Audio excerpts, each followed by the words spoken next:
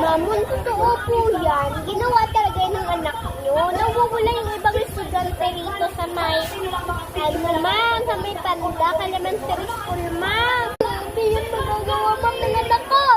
Maanak, mabait yung anak ko. Matulungin. Tita, kung totoo po siya mabait, bakit siya nangunguha ng bata? Tama ka nga dyan, Bes. Ano yan, tita? Magic? Hindi niya yung magawa, tapos ginawa niya?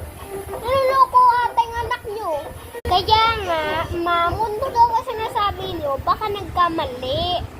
Baka totoo namang may nangyari or espiritu, ma'am, kay Iya. Tama ka dyan, ma'am principal.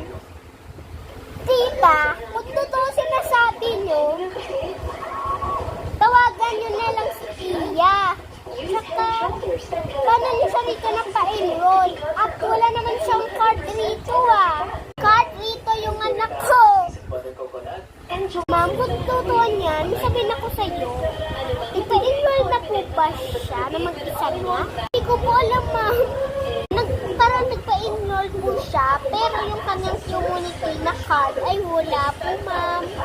Or baka nagkamali lang po siya na school. Hindi po ba siya mamimasa? Kasi baka may masama siyang espiritu, may masamang utak. Ma'am, pwede muna po, ma'am, siya papuntahin muna rito. Puntahin ko na lang rito yung ate niya kasi palagi silang bumubulong. Ay po, ma'am, ano po yung nangyari? Bakit niyo po ako rito pinupunta? Sino ka babae ka? Push! Push! Ako yung ate ni Iya. Ma'am, ano po? Kasi may binubulong kayo ng kapatid nyo. Baka bisikleto kayo sa isa't isang espiritu na masama. Mula po, espiritu na masama?